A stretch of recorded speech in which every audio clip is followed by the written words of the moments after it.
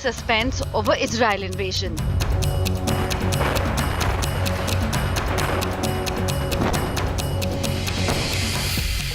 Will Gaza be invaded next? We just left our equipment and ran for safety. As of now, that rocket has been intercepted. No damage on ground, no loss of property. From Israel to Lebanon to Jerusalem. 360-degree view of the war. हमारी इकलौती team है मैं जो आपको यहाँ से ground report दिखा रहा हूँ ये हम आपको लगातार दिखाने की कोशिश कर रहे हैं ये एक एक्टिव वॉर जोन है ये देखिए लगातार रॉकेट दागे जा रहे हैं India's top conflict reporters in battle zone. The focus of the Israeli army is on the Gaza. Just a moment ago, you heard the Iron Dome machine go up behind us, which means from Gaza Strip, the Hamas terrorists are still launching some rockets. ये देखिए कि कैसे जो है ये देखिए ये किस तरह से धुएं अचानक से हमास मार रहा है और उस तरफ से अचानक से बड़े बड़े गोले आ रहे हैं और ये पूरा इलाका देखिए वहाँ से रॉकेट छोड़ा गया है और भारी अचानक से एयर सायरन मिला और उसके महज 3 सेकंड के भीतर भारी भरकम जो है रॉकेट छोड़े गए एस्कलॉन में हालात बेहद खराब हैं That is our top focus on India First. Hello and a very warm welcome to an India Today special broadcast that comes to you from Seriev, not far from Ashkelon in southern Israel. I'm Gaurav Sawant. This is an area which was directly in the line of rocket fire of the Hamas terrorists. This is the area that has once again, in a way, been liberated by the Israeli security forces. This is also the area, this particular camp where I am, where from Saturday morning a relief and rescue mission was started. This is the location where emergency medical services were prepared. This is the location where ambulance workers, doctors, medicos, they rushed in the line of fire to rescue people from that terrible Hamas attack. Some of the doctors and other emergency workers here actually brandished weapons, carried weapons, and they literally dragged some people out, rescued some people from in the line of fire, literally from the jaws of death. Now this camp, after that rescue operation, is now engaged in another task. Young volunteers like this young lady behind me, their task now is to work for the armed forces. Your task initially was rescue, but your task now has changed. Yeah, I'm actually in the army, but I'm stuck here because I couldn't be able to go to my base because of the situation. So right now we're gathering a lot of donation, food and medicine, like hygiene products for our soldiers, our brave soldiers. Yeah. And right now from where we are, we saw a large number of Israeli tanks and armored personal carriers and everybody's troops. like needs to go to base. There's like shift changes and like a guard around all of the villages and around. So yeah, now they're actually like dividing the food for like soldiers. Now you can see they put like stuff individually. You have like a amount of stuff from factories and they dividing them to like different boxes. Okay. And that is what you're doing. So this is food, other emergency relief material, medical supplies that are being prepared for soldiers. Now, thank you very much. Let me not keep you away from your work. We'll also continue to talk to people here and to the managers here. Young children are volunteering for this. And these were children who were directly in the line of fire. But what's happening on ground? The Israeli armed forces are now preparing for a major assault into the Gaza territory. They intend, as Israel's Prime Minister Benjamin Netanyahu said, to completely decimate the threat that was posed by the Hamas terrorists. This is the area where Hamas actually wreaked havoc from Saturday morning till some time back. Some terrorists were neutralized. We are told even today from the Zakim Beach area, which is not very far from where we are standing. But first, I want to bring you this report from earlier this morning. The fields right behind me are full, not of crops, but of tanks and armored personal carriers of the Israeli Defense Forces. Their resources are all being put in place to carry out that major assault should there be a need here in southern part of Israel. the Gaza Strip not far from where we are. The breach at multiple locations in the Gaza Strip, you already have Israeli tanks that have been deployed there to ensure that Hamas fighters and terrorists cannot come in there from there once again. While there are some troops deployed there, other troops are clearing whatever pockets of resistance of those terrorists remain inside Israel. And then these forces, they are here now in big numbers. Now to carry out the assault, you have the main assault body that's behind me. Then you have the logistics camp that's also not far from here. Food, fuel, resources, other supplies, all of them being put together in place. This is an indication that Israel is prepared for a long haul. Also, just a moment ago, you heard the Iron Dome system go up behind us, which means from Gaza Strip, the Hamas terrorists are still launching some rockets, but they're not in a position to carry out major strikes anymore because the number of rocket attacks, we are told, are down by less than half compared to yesterday and the day before that. This is an indication that Israel has successfully taken out most of the threat, but some threat remains. You can hear the fighters in the sky, you can hear the Iron Dome system take out any incoming threat. You also hear the drones that are constantly in the skies, keeping a hawk-eye on every development across the fence. In Gaza, there have been massive assaults that have been carried out, and this perhaps is a trailer of what is to come in the days and weeks ahead. Gaurav Sawant in Sderot, near the Gaza Strip in southern Israel, for India Today. As you look at these images all around me, one thing is clear. Israel is preparing for war. This situation is extremely grim. The fact that the death toll has now risen to 900, maybe, God forbid, even more. The fact that over 2,000 people have been injured. Israel wants to decimate the threat that's posed by the Hamas terrorists, and that is why every Israeli citizen has now been told to prepare to at least have 3 days of food, water, gas supply, all emergency requirement in their homes, medical supplies. Homes are also being fortified. They've been bitten once bitten, twice shy. So homes will be fortified. People will be having more than just their kitchen knives, because some of these youngsters that we've been speaking to here, all of them say that, you were telling me that Israel defended itself using just kitchen knives.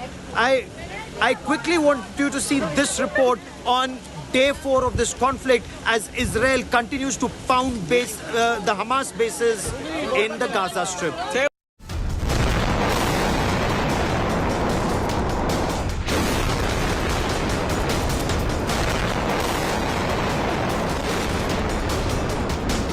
Israel's intense retaliation on the one hand,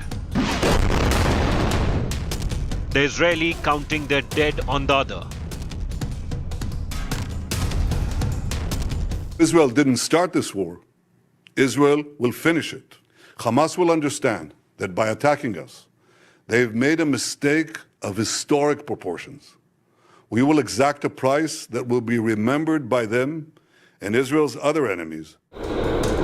On day 4 of the war against Hamas, Israel increased airstrikes on the Gaza Strip. It sealed it off from food, fuel, and other supplies. The resounding echoes of detonations rolled across the Gaza region. The Israeli strikes persisted throughout the night and into Tuesday morning, accompanied by the unmistakable presence of the multiple fighter jets soaring above the vicinity.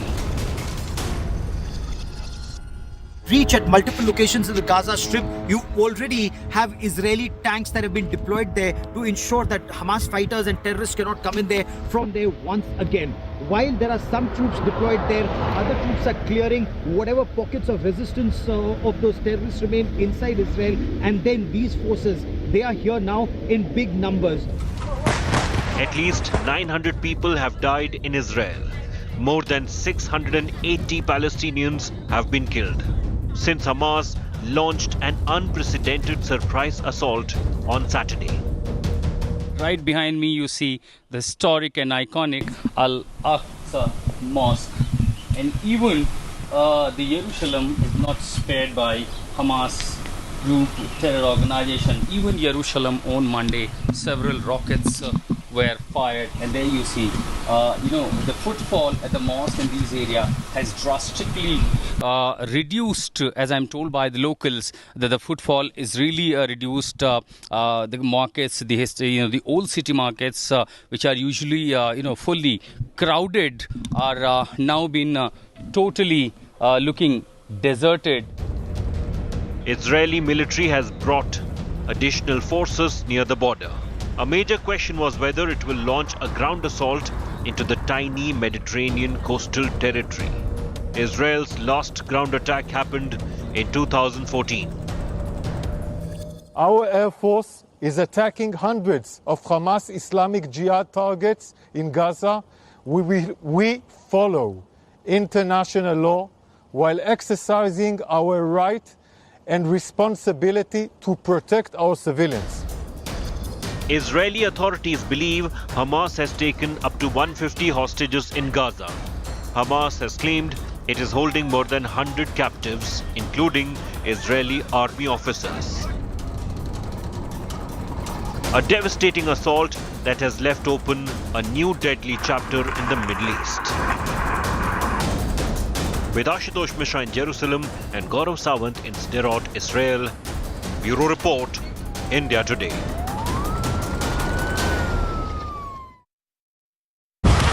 The death toll in the Hamas terror attack has crossed 900. The apprehension is it could even go higher.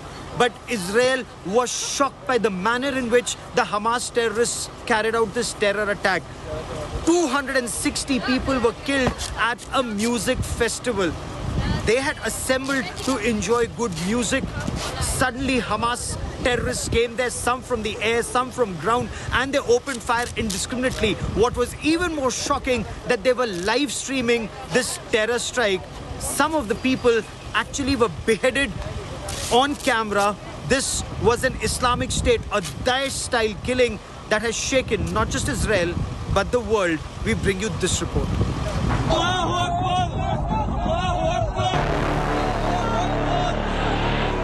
Women tortured, murdered and spat on.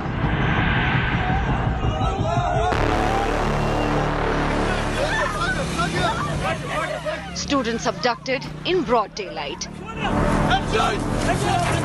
These videos give you a glimpse of the horror that unfolded in Israel over the weekend as Hamas groups entered the country and targeted innocent women.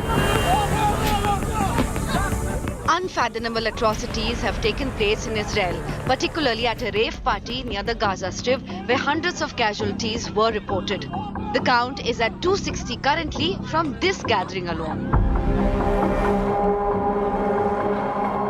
An all-nighter party with youngsters dancing away early in the morning at 6 a.m.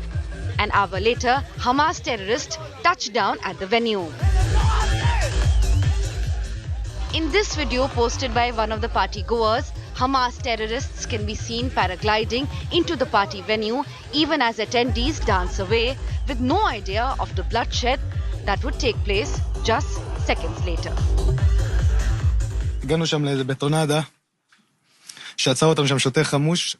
We fled under bullets. We found refuge in a small concrete shelter. The terrorists threw a grenade inside, which exploded into pieces. There was blood everywhere. A terrorist entered and opened fire at point-blank range. Everyone around me died before my eyes.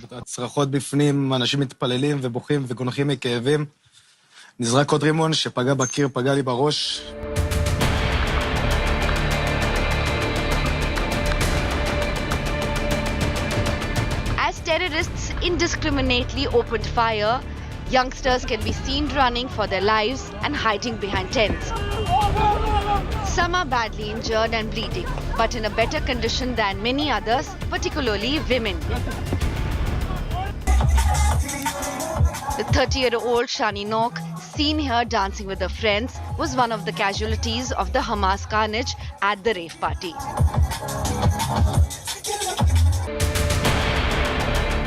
The German citizen, who was an Insta influencer, was tortured and finally killed by Hamas terrorists, and this video shows the horror of what they did to her. Shani Lok was abducted, tortured, her limbs broken and body then dumped in a pickup truck. That is not all. Shani's body, then face down, was sat upon by terrorists as Hamas supporters spat on her body. Her body is yet to be found, and her mother has now put out a public appeal for any information on her daughter. Heute Morgen ist meine Tochter Janine Kolog. This morning, my daughter, who is a German citizen, was abducted with a tourist group in the south of Israel by Palestinian Hamas. We were sent a video in which I clearly recognized my daughter unconscious in a car with the Palestinians who drove along the Gaza Strip. I am asking for any news or help to please be sent to us. Thank you. Bitte zu uns schicken. Vielen Dank.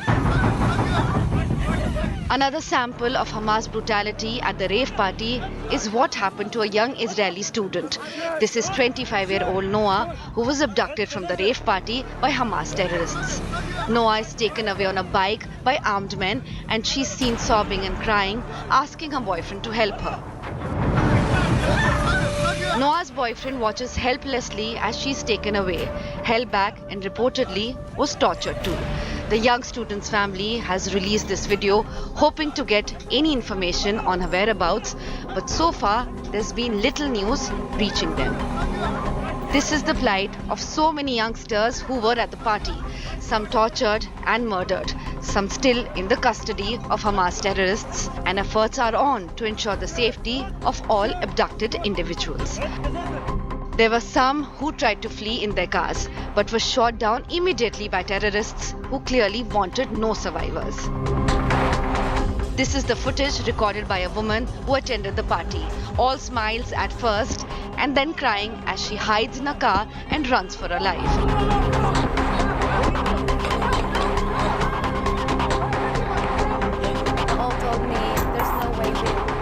Very few have lived to narrate the ordeal that they underwent. Young Noah Kalash and her boyfriend hid in a bush for 8 hours, all the while thinking that this was the end of her.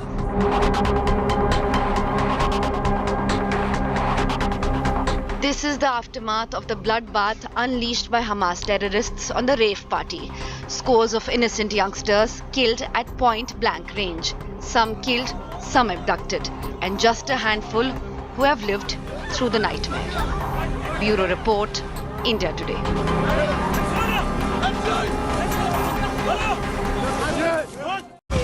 Israel is prepared for a massive offensive, but is the hostage crisis holding Israel's response back? Is that holding Israel? Some reports say there could be dozens, others say the hostages could be more than 100 in Hamas custody, and not just in one location, spread out in different locations. Some could even be in that maze of tunnels. Rescuing them is a task that's easier said than done. Let's get you this report on the biggest challenge that Israel faces at this time.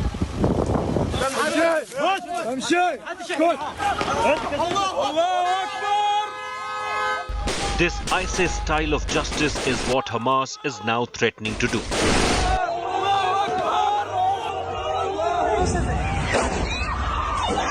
Children, women, senior citizens, entire families. Over 100 Israelis are in Hamas captivity. Days after carrying out the deadliest terror attacks ever on Israel, Hamas is posting blood-curdling videos of the hostages. Like this one of a captive Israeli woman soaked in blood being paraded by Hamas terrorists. Or of a young girl, a 25-year-old student taken away by bike-borne men from a rave party.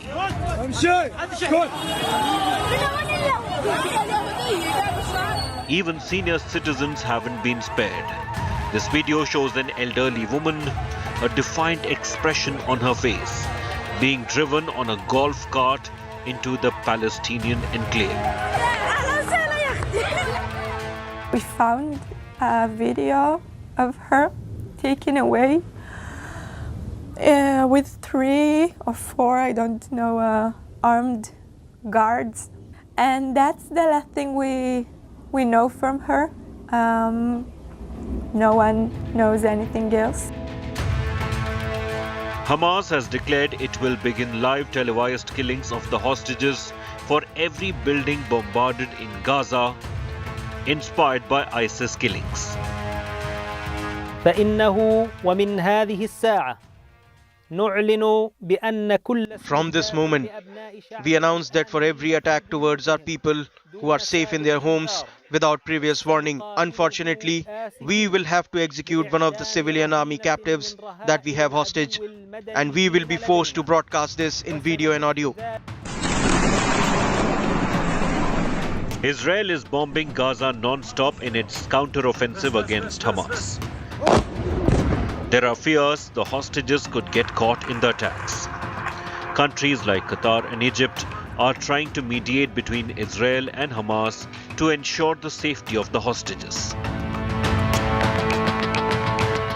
I want to assure you that we will defeat terror because we have no other choice. There are many Israeli and also others from different nationalities which held in hostage.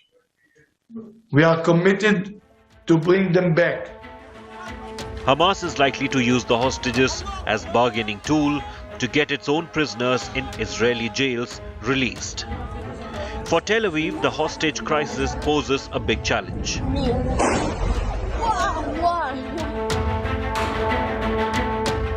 So many Israelis, old and young, have been killed in the Hamas carnage, and heartbreaking stories continue to come to the fore on how much Israel has suffered. ראיתי את האסון הכי גדול שאפשר בכלל לדמיין. סבתא שלי על הרצפה בבית שלה, רצוחה בסרטון. כל הרצפה דם. סבתא שלי שוכבת שם. Israel will want to ensure there are no more casualties and do everything they can to bring back hostages safe, but also come good on their vow to crush Hamas. Bureau Report, India Today.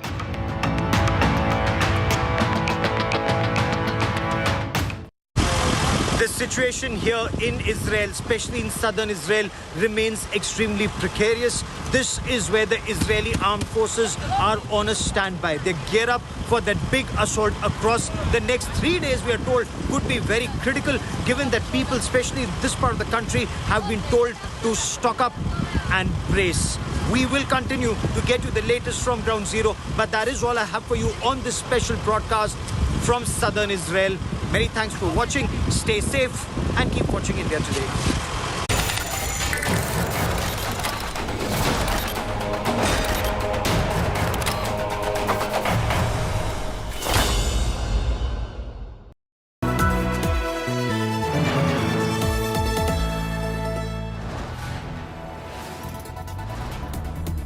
You are watching India Today, powered by Finest Be Sustainable Change, a BNP Group company.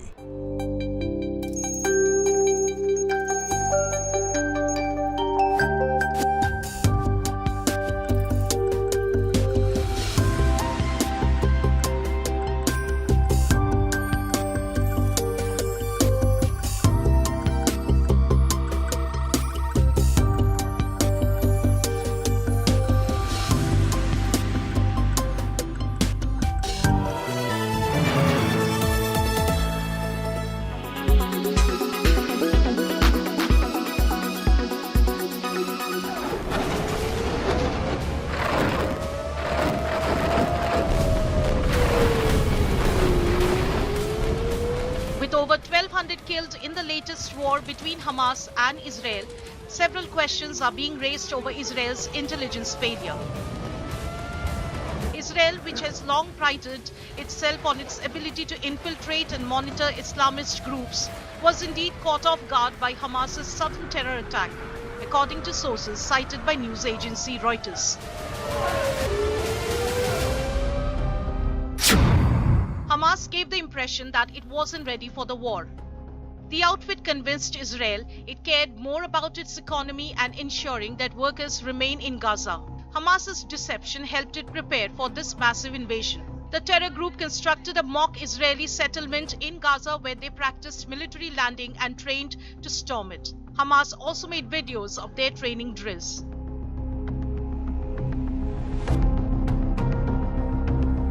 The mission's secrecy was maintained throughout.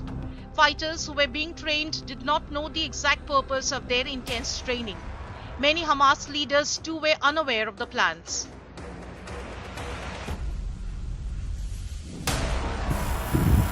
Ignorant of the developments taking place on its border, Israel turned its focus away from Hamas as it pushed for a deal to normalize relations with Saudi Arabia.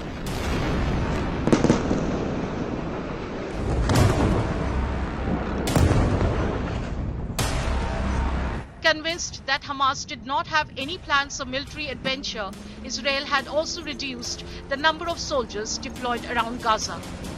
This was exploited by the Hamas, who successfully duped Israel into believing that violence was a thing of the past. Bureau Report, India Today.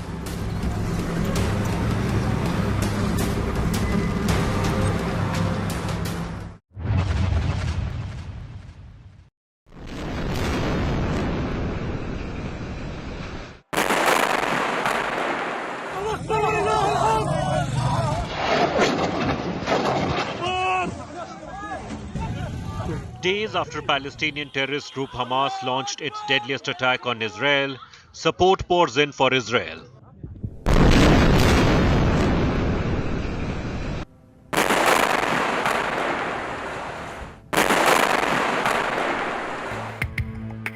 Prime Minister Narendra Modi was among the first world leaders to express solidarity with Israel. Many others have condemned the brutal attacks by Hamas, which we know plays a part. US President Joe Biden has ordered American warships and warplanes to move closer to Israel in a show of support while sending fresh military aid amid the ongoing war. Iran, which arms and funds Hamas, has come out in support of the terror outfit. It's a manifestation of resistance and standing up against the fake Zionist regime. The Palestinian people, the Palestinian soldiers, groups and the Islamic Ummah really should be congratulated for this victory. Support for the Palestinian cause echoed in India as well, with hundreds of students of the Aligarh Muslim University taking out a rally. Students of JNU and Jamia Millia Islamia also posted messages on X and released posters accusing Israel of illegal occupation of Palestine, demanding its liberation. The BJP condemned the protest. Israel एक occupying force है. Israel को पीछे हटना पड़ेगा. फ़लस्तीनियों की अपनी हक की लड़ाई और अपने देश की लड़ाई उनको वापस देने की जरूरत है. फिलिस्तीनी जो ये गतिविधि हुई आतंकवादी, इसके समर्थन में बयान देना, इसके समर्थन में खड़ा होना, ये बहुत ही विषैली प्रवृत्ति है. आज जरूरत है कि पूरा भारत राजनीति से ऊपर उठकर इस प्रकार की सोच वाले लोगों की पहचान करे और इनको बहिष्कार किया जाए. इंतहाई जारहाना बयान है. Scores of protesters gathered in Pakistan's Karachi to express solidarity with the Palestinian people. They stepped on and burned US and Israeli flags.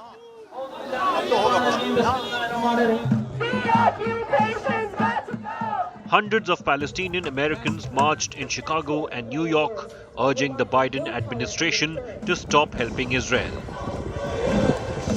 They also staged pro-Palestine demonstrations outside the White House. Similar protests erupted in Manchester in UK and Ontario in Canada as well. Bureau Report, India Today.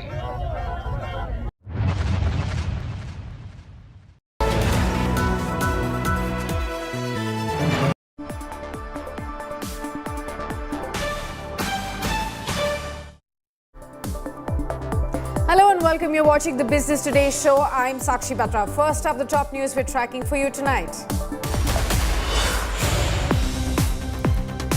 Markets recover from the scare of a war in West Asia. Stocks rise, gold and crude oil fall. Oil marketing companies also recover after a day of uncertainty and heavy sell-off. Top experts are questioned if the world is getting immune to geopolitical tensions.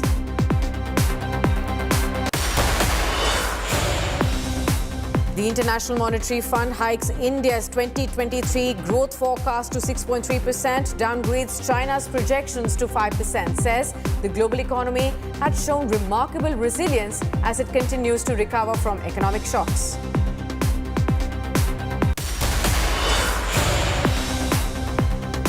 Unemployment hits a 6-year low in year ending June 2023. NSSO survey pegs the rate at 3.2%, down from 4.1% a year ago. Rural joblessness also at 2.4% versus 5.4% in cities.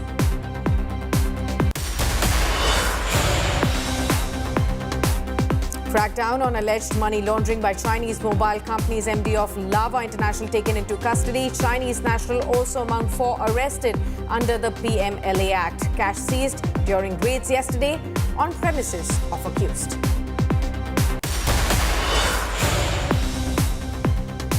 More than 1,300 Indians have a net worth of more than 1,000 crore rupees. Their total wealth of 109 lakh crore rupees exceeds the combined GDP of Singapore, UAE and Saudi Arabia. This and much more in the Hurun Rich List for this year.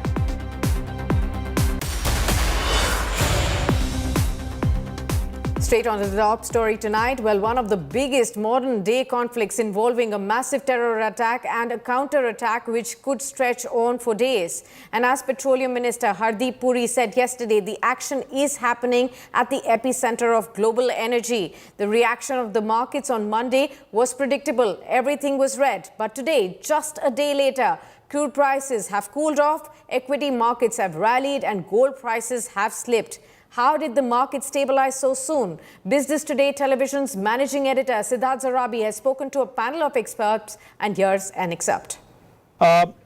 Indian markets demonstrating resilience. Why is this? It's a function of domestic flows. So even though we have seen FI outflows for the last 2 months, domestic flows, as they did in 2022. Domestic flows are keeping the markets well supported. The second big part would be the macro is good.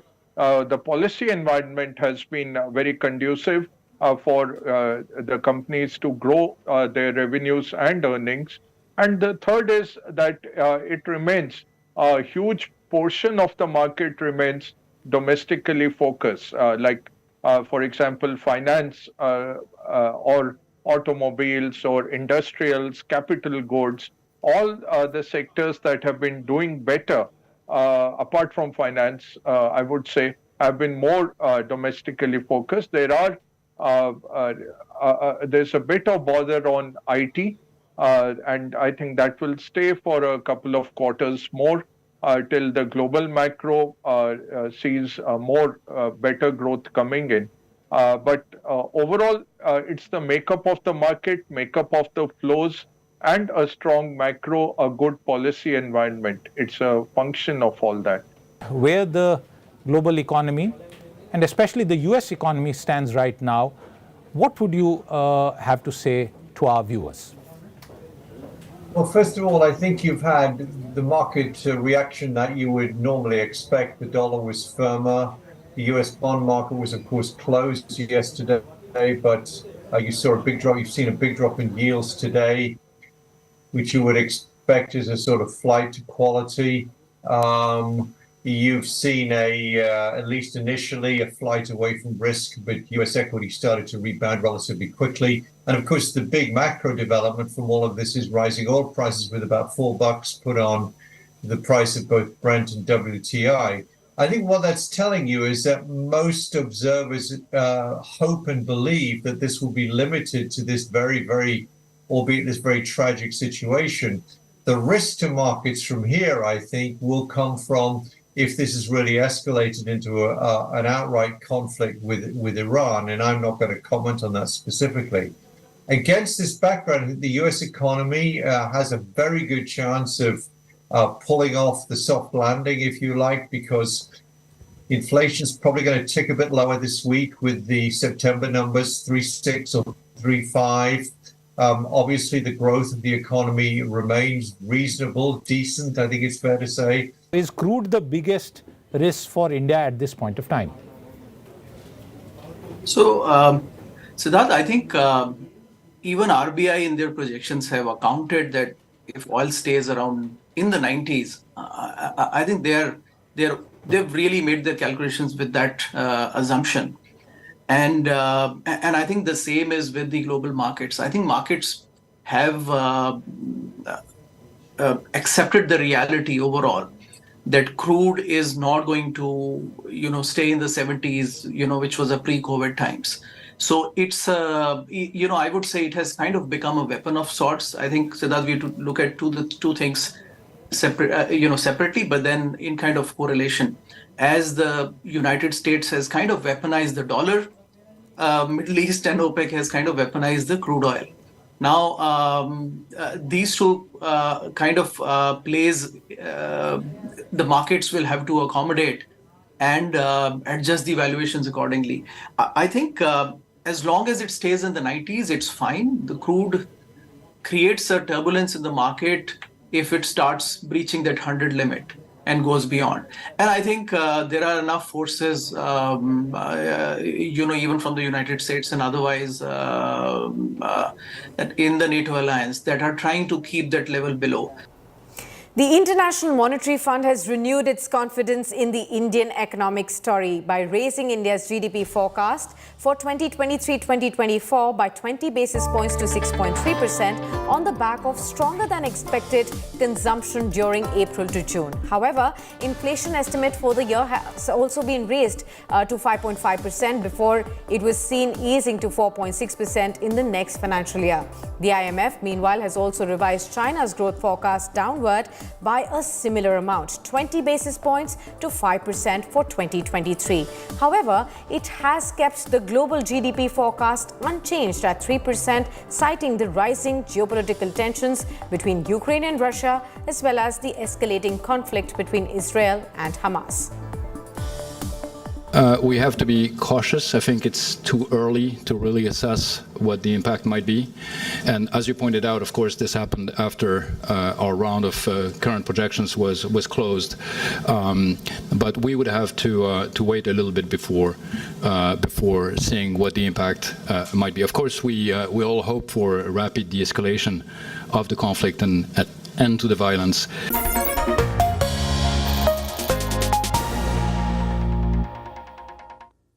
Well, equity markets settled sharply higher today, tracking global cues, recouping from the Israel-Hamas crisis. A drop in the crude oil prices and a dovish commentary from the US Fed supported the sentiments at the Dalal Street. We did see investors ending up earning more than 3 lakh crore rupees in the markets today.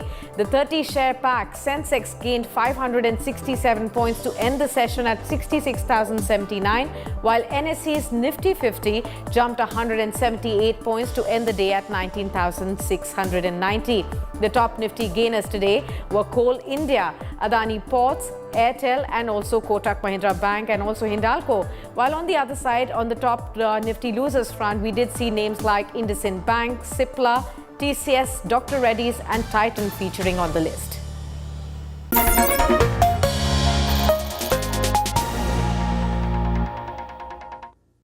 And all eyes are now on the IT bellwethers as Q2 earnings season kickstarts tomorrow with TCS reporting its numbers first, followed by Infosys and HCL Technologies a day after. The big question is, will IT firms show promise in a seasonally strong quarter? I earlier spoke to Vineet Pulinchkar, Head of Research at Ventura Securities, to find out what should be investor strategy right ahead of the IT earnings. And here's an excerpt. Indian IT sector, it had a somber start to the FY24 earnings season, and now the Q2 earnings season will start tomorrow with TCS first reporting its numbers. Day after it will be HCL Tech and Infosys also. What are your key expectations this time around, especially because second quarter is usually seen as the strongest quarter historically for the IT companies? Is it going to pan out like that, or are things going to be different? So, in anticipation of what you've just said, it's been a typical cycle that, it starts on a somber rating and then catches up as announcements come in terms of the buybacks and dividends. I don't expect great shakes to take place or firecrackers of performance out here because there is severe challenges on the demand front and that is going to persist. And so, I believe that avoiding these IT stocks and playing the cyclicals and the domestic oriented themes is a far better strategy than to, just play the IT stocks. And if you have been doing that so far, you have not missed out a lot. Name top 2 expectations of best earnings versus worst earnings that could come about. What would you name? It's a little tricky question, but I think TCS will surprise the market and on the upside. And I think KPIT is one of my top picks in the mid-cap space. Okay. In terms of the buyback, since you talked about TCS, what are your expectations? What would you advise investors to watch out for? I think anything above 16 to 18,000 crores is a very, very good number to go. Time for a short break right now. On the other side, top findings from the Hurun Rich List.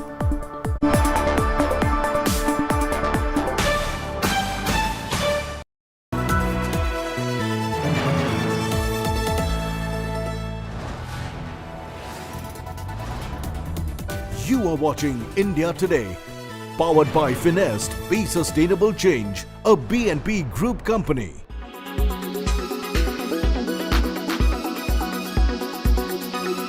The hostage situation is very complicated. I think the first thing to remember is that we've never encountered this magnitude of crisis, of a hostage situation. It's not only the numbers that are not yet fully known, but are going to be very high from what we're hearing, but also the fact that entire families have been taken hostage. Civilians, mostly civilians. We are seeing horrific pictures that Hamas is putting out of old people, sick people. We're seeing pictures of families with babies, less than 1 year old. We're seeing 2-year-olds and 4-year-olds taken. We don't know, obviously, what conditions they're going to be held in. So this is a very, very sticky situation to handle. It's unprecedented. And obviously, we have to take into account that we'll have to have some trade-off between military action that we might take and the safety and well-being of these hostages that have to be returned as soon as possible. The entire responsibility for that, of course, is on Hamas, their safety and their well-being. But needless to say, Israel has always gone to great lengths to get back its people, and it won't be different here. But very, very difficult, complicated situation.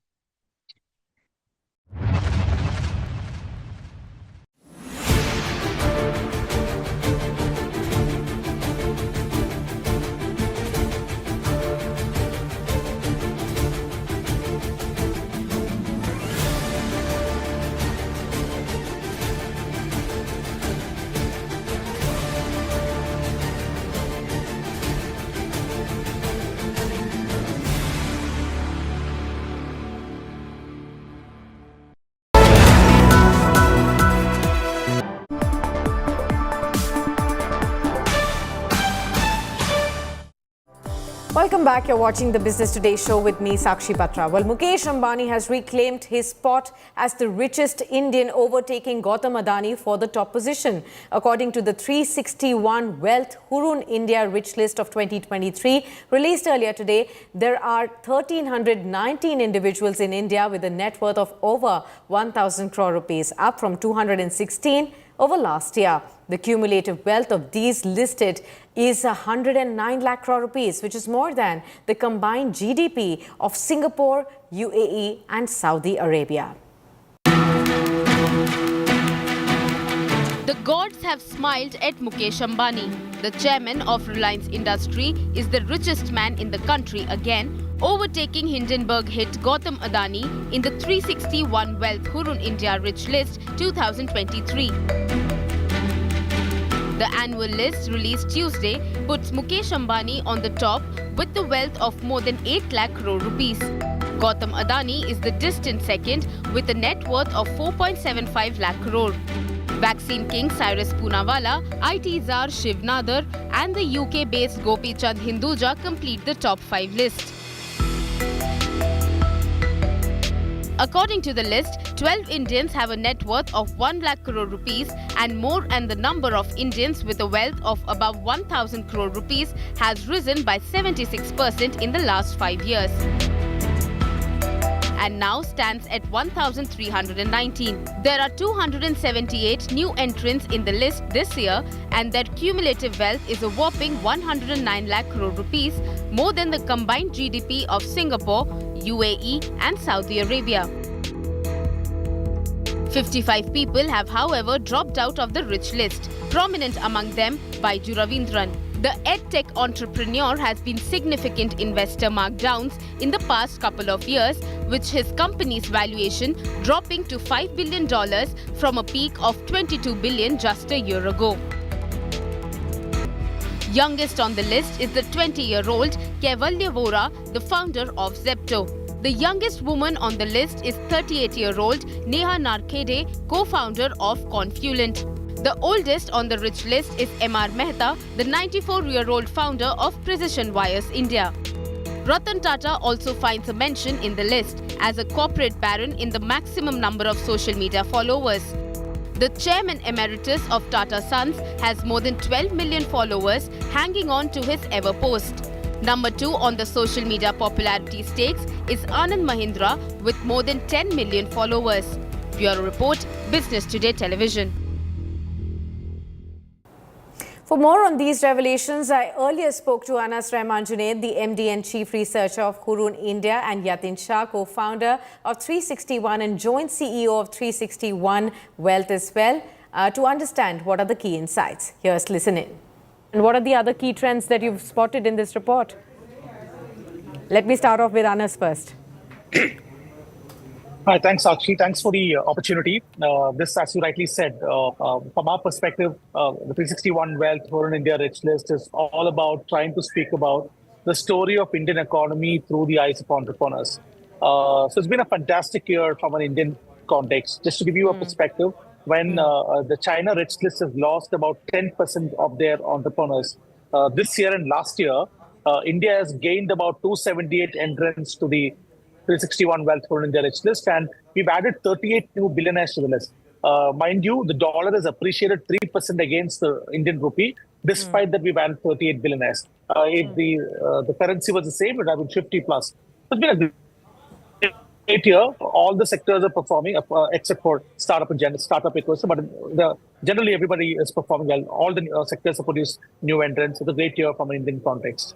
Okay, we'll dive more into the details. Yatin, let me bring you in. What your report also brings out is a mind-boggling fact that the cumulative wealth of these listers has surged to over 109 lakh crore rupees. That is surpassing the combined GDP of 3 countries, Singapore, UAE and Saudi Arabia. What does this go on to tell us?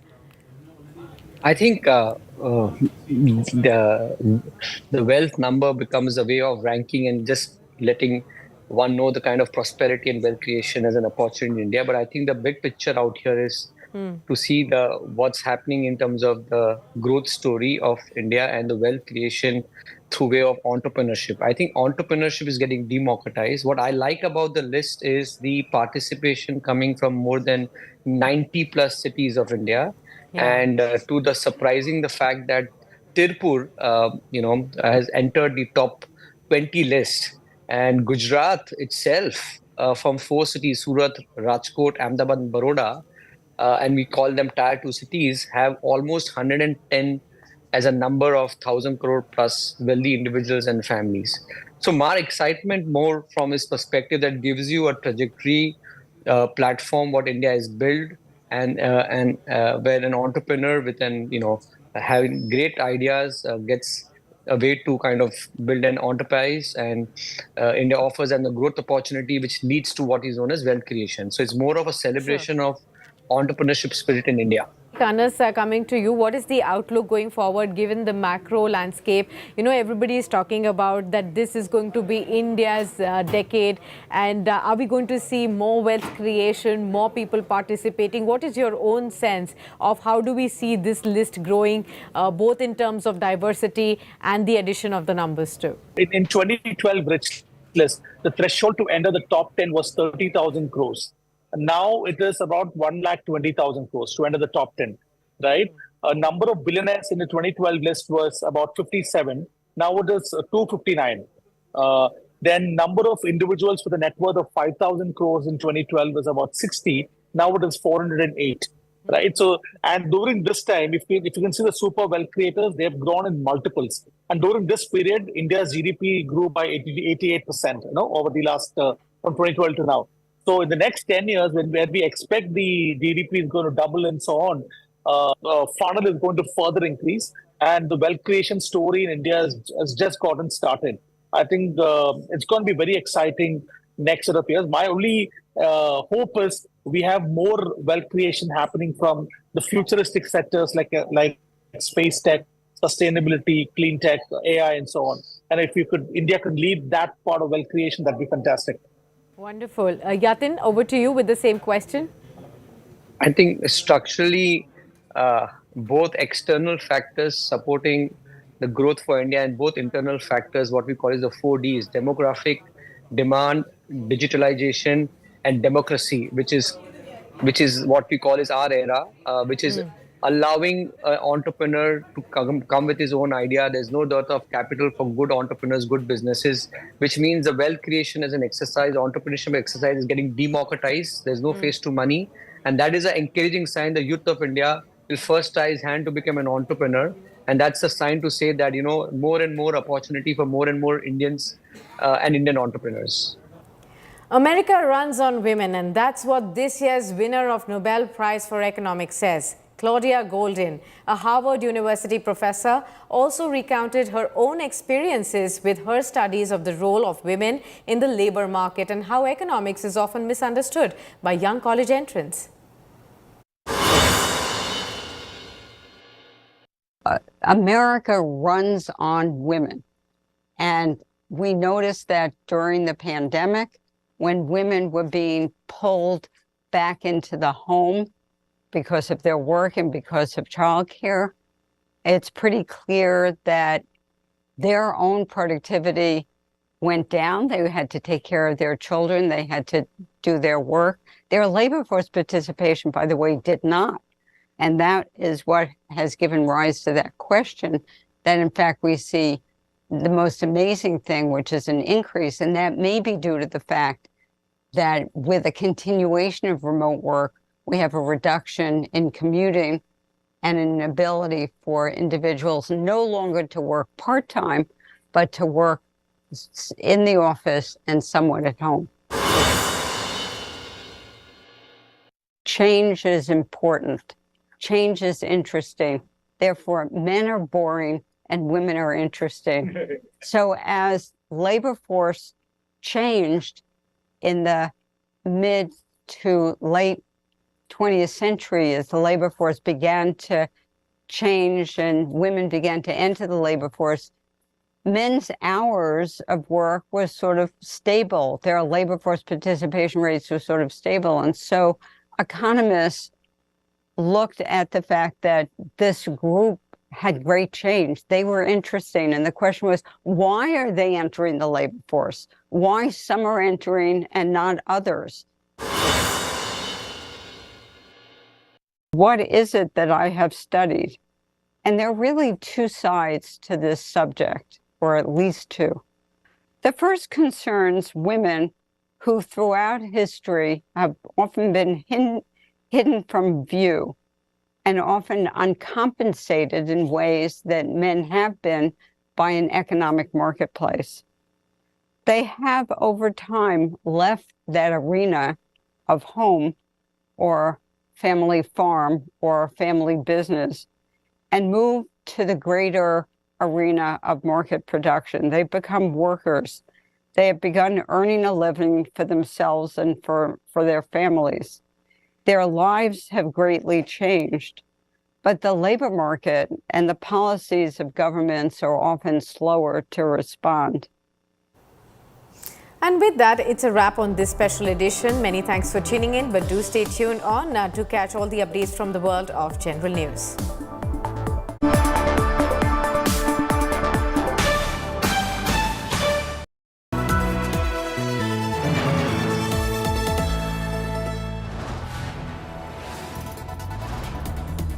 You are watching India Today, powered by Finest, Be Sustainable Change, a BNP Group company.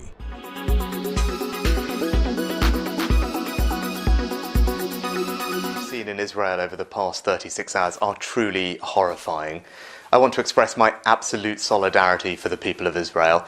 Now is not a time for equivocation, and I'm unequivocal. Hamas and the people who support Hamas are fully responsible for this appalling act of terror, for the murder of civilians and for the kidnapping of innocent people, including children. I've just spoken with Prime Minister Netanyahu to assure him of the UK's steadfast support as Israel defends itself against these appalling attacks. We will do everything that we can to help. Terrorism will not prevail. This is the worst attack on Israel since 1973, the Yom Kippur War, almost exactly 50 years ago. But there's a fundamental difference. That was a war that was state to state, country to country, army to army. This is a massive terrorist attack that is gunning down Israeli civilians in their towns, in their homes, and as we've seen so graphically, literally dragging people across the border with Gaza, including a Holocaust survivor in a wheelchair, women and children. So you can imagine the impact this is having throughout Israel, and the world should be revolted at what it's seen.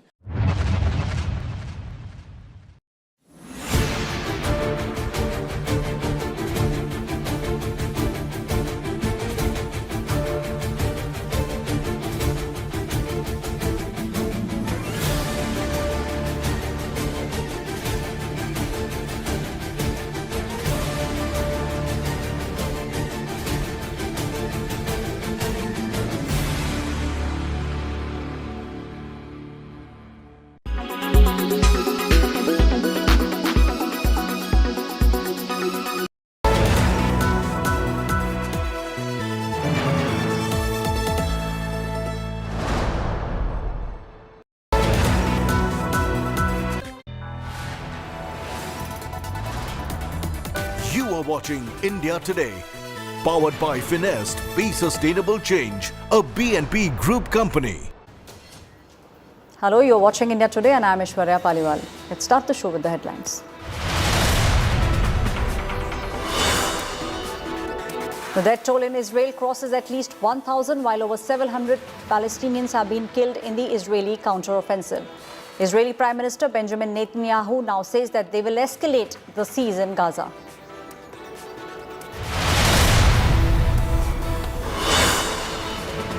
At least a dozen Israelis have been taken as hostage by Hamas. They say no negotiation until Israel stops Gaza attacks. They also threaten to hold live televised executions of Israeli hostages for every building bombed in Gaza.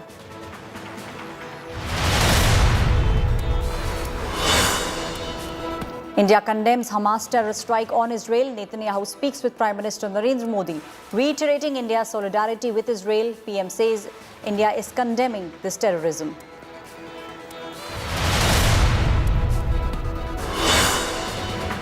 No relief for arrested Aam Aadmi Party MP Sanjay Singh. The court has extended Singh's ED custody till the 13th of October. Meanwhile, ED has raided another Aam Aadmi Party MLA, Amanatullah Khan's residence in an alleged money laundering case.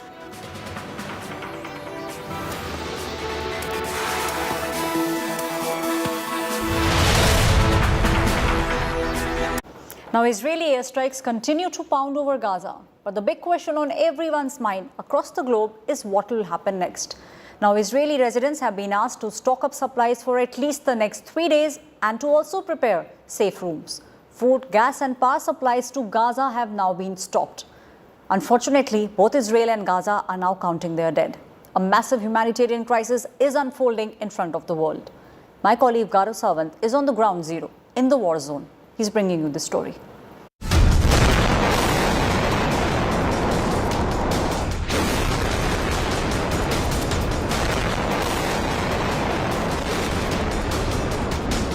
Israel's intense retaliation on the one hand, the Israeli counting their dead on the other. Israel didn't start this war. Israel will finish it. Hamas will understand that by attacking us, they've made a mistake of historic proportions. We will exact a price that will be remembered by them and Israel's other enemies. On day 4 of the war against Hamas, Israel increased airstrikes on the Gaza Strip. It sealed it off from food, fuel, and other supplies. The resounding echoes of detonations rolled across the Gaza region. The Israeli strikes persisted throughout the night and into Tuesday morning, accompanied by the unmistakable presence of the multiple fighter jets soaring above the vicinity. Reach at multiple locations in the Gaza Strip. You already have Israeli tanks that have been deployed there to ensure that Hamas fighters and terrorists cannot come in there from there once again. While there are some troops deployed there, other troops are clearing whatever pockets of resistance of those terrorists remain inside Israel. And then these forces, they are here now in big numbers. At least 900 people have died in Israel. More than 680 Palestinians have been killed since Hamas launched an unprecedented surprise assault on Saturday. Right behind me you see the historic and iconic Al-Aqsa Mosque, and even the Jerusalem is not spared by Hamas group terror organization. Even Jerusalem on Monday, several rockets were fired, and there you see, the footfall at the mosque in this area has drastically reduced, as I'm told by the locals, that the footfall is really reduced. The markets, the old city markets, which are usually, fully crowded, are now been totally looking deserted. Israeli military has brought additional forces near the border. A major question was whether it will launch a ground assault into the tiny Mediterranean coastal territory. Israel's last ground attack happened in 2014. Our Air Force is attacking hundreds of Hamas Islamic Jihad targets in Gaza. We follow international law while exercising our right and responsibility to protect our civilians. Israeli authorities believe Hamas has taken up to 150 hostages in Gaza. Hamas has claimed it is holding more than 100 captives, including Israeli army officers. A devastating assault that has left open a new deadly chapter in the Middle East. With Ashutosh Mishra in Jerusalem and Gaurav Sawant in Sderot, Israel, Bureau Report, India Today. There's a massive hostage crisis which is now unraveling as the Israel-Hamas war is escalating by the minute. At least a dozen Israelis have now been taken hostage by Hamas, and what's extremely shocking is the fact that among the hostages are the elderly and the children. Hamas, in fact, has now warned that it will begin live televised execution of the hostages for every building that will be bombed by the Israeli in Gaza.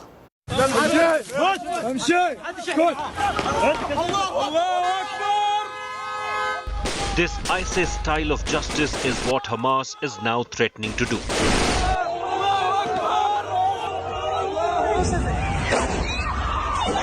Children, women, senior citizens, entire families. Over 100 Israelis are in Hamas captivity. Days after carrying out the deadliest terror attacks ever on Israel, Hamas is posting blood-curdling videos of the hostages. Like this one of a captive Israeli woman soaked in blood being paraded by Hamas terrorists. Or of a young girl, a 25-year-old student taken away by bike-borne men from a rave party.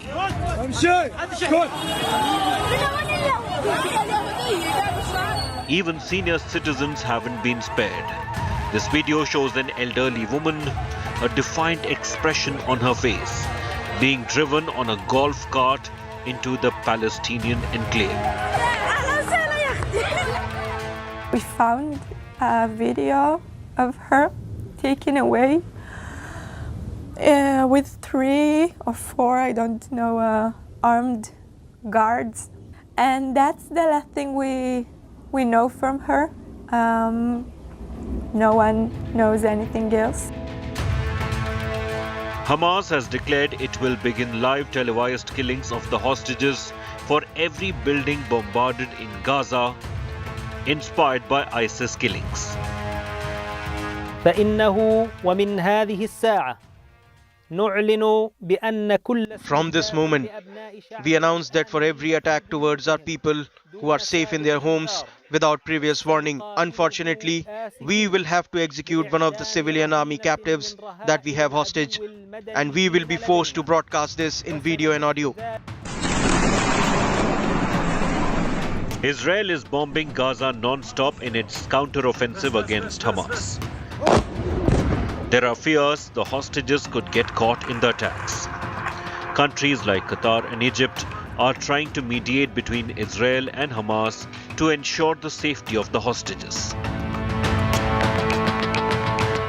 I want to assure you that we will defeat terror because we have no other choice. There are many Israeli and also others from different nationalities which held in hostage. We are committed to bring them back. Hamas is likely to use the hostages as bargaining tool to get its own prisoners in Israeli jails released. For Tel Aviv, the hostage crisis poses a big challenge.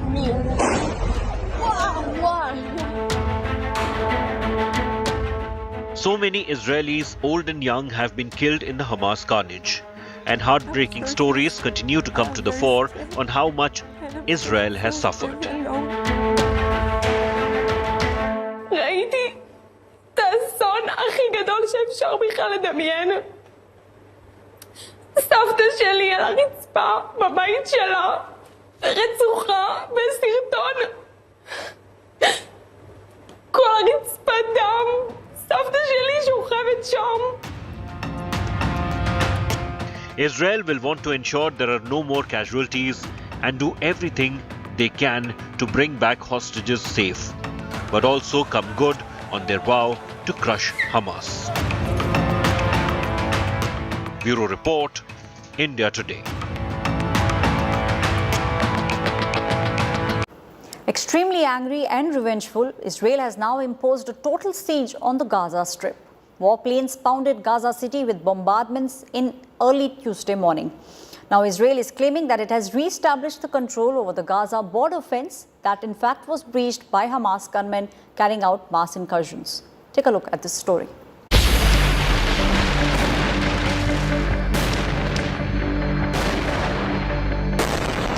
Rockets and missiles pierced the night sky. The Israeli airstrikes on Gaza that began as a retaliation to the deadly Hamas terror attack is relentless.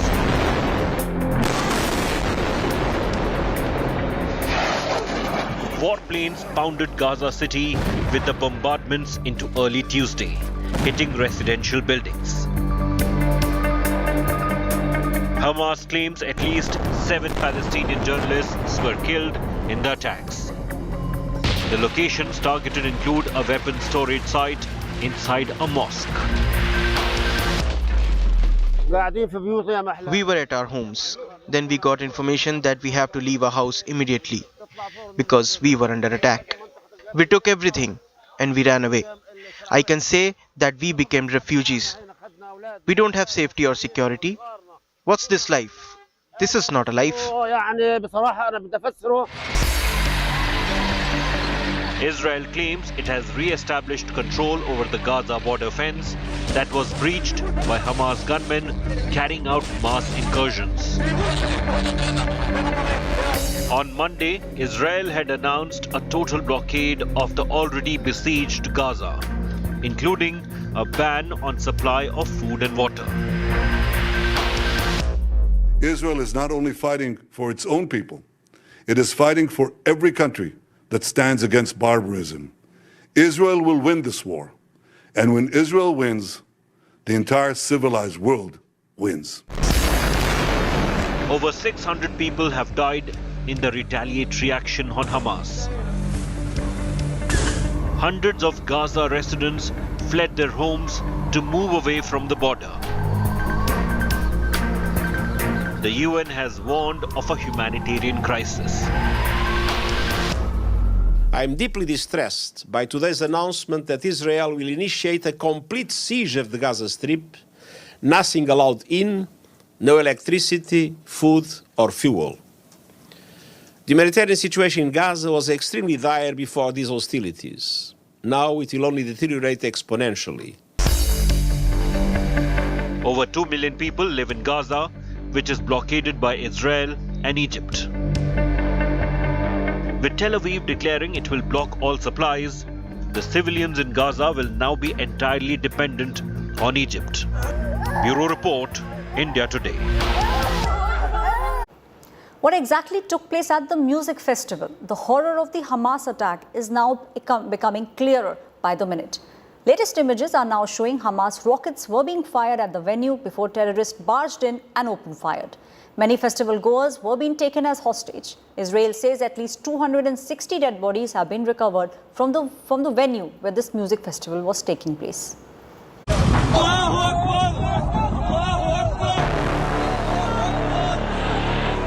Women tortured, murdered and spat on.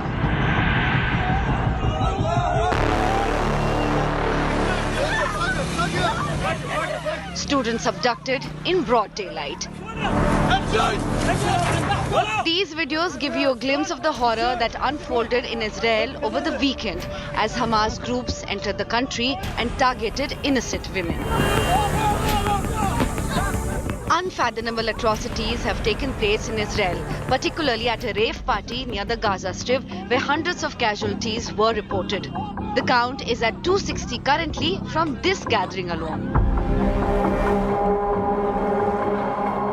An all-nighter party with youngsters dancing away early in the morning at 6 a.m.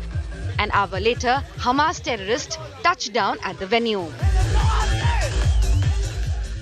In this video posted by one of the party goers, Hamas terrorists can be seen paragliding into the party venue even as attendees dance away with no idea of the bloodshed that would take place just seconds later.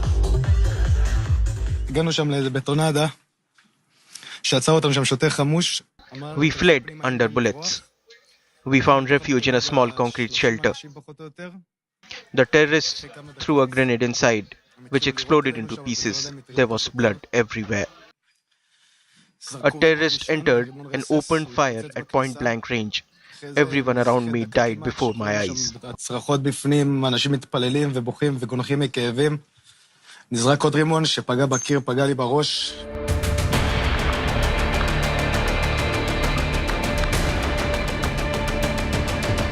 As terrorists indiscriminately opened fire, youngsters can be seen running for their lives and hiding behind tents. Some are badly injured and bleeding, but in a better condition than many others, particularly women. The 30-year-old Shani Nok, seen here dancing with her friends, was one of the casualties of the Hamas carnage at the rave party.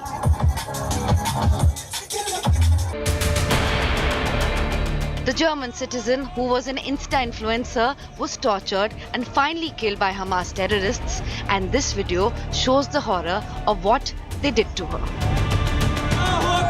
Shani Lok was abducted, tortured, her limbs broken and body then dumped in a pickup truck. That is not all. Shani's body, then face down, was sat upon by terrorists as Hamas supporters spat on her body.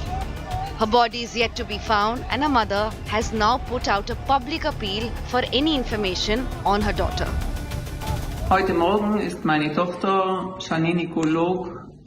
This morning, my daughter, who is a German citizen, was abducted with a tourist group in the south of Israel by Palestinian Hamas. We were sent a video in which I clearly recognized my daughter unconscious in a car with the Palestinians who drove along the Gaza Strip. I am asking for any news or help to please be sent to us. Thank you. Für jede Neuigkeiten bitte zu uns schicken. Vielen Dank. Another sample of Hamas brutality at the rave party is what happened to a young Israeli student. This is 25-year-old Noah, who was abducted from the rave party by Hamas terrorists. Noah is taken away on a bike by armed men, and she's seen sobbing and crying, asking her boyfriend to help her. Noah's boyfriend watches helplessly as she's taken away, held back, and reportedly was tortured too. The young student's family has released this video, hoping to get any information on her whereabouts, but so far there's been little news reaching them. This is the plight of so many youngsters who were at the party, some tortured and murdered, some still in the custody of Hamas terrorists, and efforts are on to ensure the safety of all abducted individuals. There were some who tried to flee in their cars, but were shot down immediately by terrorists who clearly wanted no survivors. This is the footage recorded by a woman who attended the party, all smiles at first and then crying as she hides in a car and runs for her life.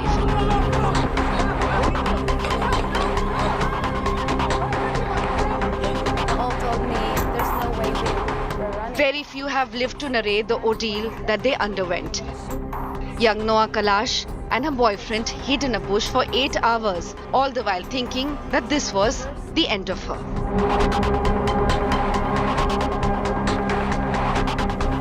This is the aftermath of the bloodbath unleashed by Hamas terrorists on the rave party. Scores of innocent youngsters killed at point-blank range. Some killed, some abducted, and just a handful who have lived through the nightmare. Bureau Report, India Today.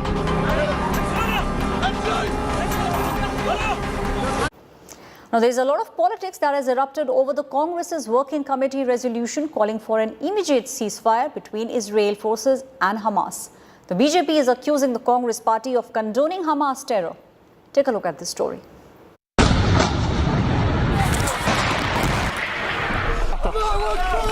The Hamas terror attack on Israel and the counter-strike have sparked a political showdown here in India. The Congress finds itself in the eye of a storm after its highest decision-making body, the Congress Working Committee, passed a resolution on Monday. The CWC resolution expressed dismay and anguish on the war that has broken out in the Middle East. It reiterated its long-standing support for the rights of the Palestinian people to land, self-government, and to live with dignity and respect. The CWC called for an immediate ceasefire and for negotiations to begin on all outstanding issues. However, there was no mention of Hamas or the terror attack on Israel, which has drawn flack from the BJP. Congress हमेशा confuse रही है और कांग्रेस के नेता भी confuse रहे और इसलिए कभी भी वो देश के साथ नहीं चले। जब हमारे देश के प्रधानमंत्री ने कहा कि हम इजराइल का समर्थन करते हैं तो फिर सारे देश को उनके साथ खड़ा होना चाहिए, पर कांग्रेस आतंकवादियों का समर्थन कर रही। कांग्रेस का हाथ आतंकवादियों के साथ। जो लोग कांग्रेस पार्टी के ये रेजोल्यूशन को देखकर राजनीतिकरण कर रहे हैं, मुझे तो लगता है अफसोस की बात है। जब हम सब दुखी हैं, हम सब वहाँ पे जो भी भारतवासी हैं, आज इजराइल में हो या गजा में हो, हम चाहते हैं कि हमारे भारत के नागरिक सुरक्षित रहे, भारत के नागरिक वापस आए। ध्यान तो यहाँ पे होना चाहिए। In its first reaction on Sunday, the Congress had condemned the brutal attacks on the people of Israel, but it did not name Hamas or call it a terror attack. The BJP in its first reaction had tried to score a political point by comparing UPA government's actions after 26/11 with Israeli counter-attack on Hamas. Opposition parties like the PDP, National Conference and the CPM have voiced their support for the Palestinian cause. बदकिस्मती ये है कि पूरी दुनिया जो है वो जब इजराइल जुल्म करता है, फ़लस्तीन को कत्ल करता है तो वो खामोश रहते हैं, और जब अब हमास ने इजराइल के लोगों के साथ नाइंसाफी की, उनके साथ जुल्म किया, वहाँ इंसानी हुकूक की पामाली की, तो सारे लोगों में हाहाकार मची है। मैं समझती ये गलत है, ये सिलेक्टिव आउटरेज है, ऐसा नहीं होना चाहिए। Another Congress ally, the Shiv Sena UBT, condemned the unprovoked escalation by Hamas. जिस तरीके से इजराइल पे बमबारी हुई और हमास जो एकदम टेरर ऑर्गेनाइजेशन है और उन्होंने इनोसेंट सिविलियंस को भी टारगेट किया है, उनको काबू में किया है, इनको जेल किया है, उनको अपने पास रखा है, वो बिल्कुल गलत है। और यहाँ पर जो जनता, जो सिविलियन पॉपुलेशन है, उनके ऊपर जो पूरा ये वॉर का तकलीफें आएंगी वो दुनिया को झेलनी पड़ेंगी। Indian political parties usually speak in one voice on matters of diplomacy. The war between Israel and Hamas has, however, marked a shift. Bureau Report, India Today. Now, amid the Israel-Hamas war, there is also a virtual war which is now escalating on social media. Former adult entertainment star Mia Khalifa set the social media on fire after she stormed a controversial post on X. Now, her post triggered a massive outrage as there were millions who were condemning her for her insensitive stance.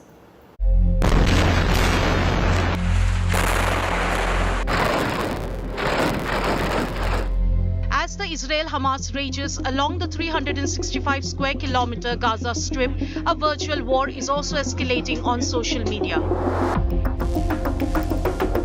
And at the center of this firestorm is the former adult entertainment star Mia Khalifa. Mia lit social media on fire hours after Hamas stormed Israel with this controversial post on X, saying that not being on the side of Palestine was being on the wrong side of apartheid and history. The same day, she asked so-called freedom fighters in Palestine to flip their phones and film the attack on Israel horizontally. Both the posts garnered millions of impressions and triggered massive outrage. Mia was condemned for her insensitive stance. The former porn star, however, was not done yet. She reiterated her Zionist apartheid attack in another post on X, declaring that guerrilla fighters in fake Gucci shirts had brought the regime down. Next came a brutal takedown of beauty mogul Kylie Jenner, who put up an Instagram story in support of Israel but deleted it. Mia taunted the reality TV star, claiming that Kylie would not be able to string one coherent sentence together, even if she wants to take a stance to her 400 million followers so badly. Despite the backlash and the hate, Mia Khalifa is badgering on regardless, and it's now beginning to cost her. America's Playboy magazine severed ties with Khalifa, deeming her comments disgusting and reprehensible for celebrating Hamas's attacks. Her channel on Playboy's platform has been deleted. She has also been dismissed from a podcast agreement with Todd Shapiro, a Canadian radio host. Born in Beirut, Lebanon, Mia Khalifa's controversial statements stem from her roots, since Lebanon was invaded by Israel in 1982. Bureau Report, India Today. It's time now for us to take a very quick break. More news coming up on the other side. You are watching India Today, powered by Finest, Be Sustainable Change, a BNP Group company.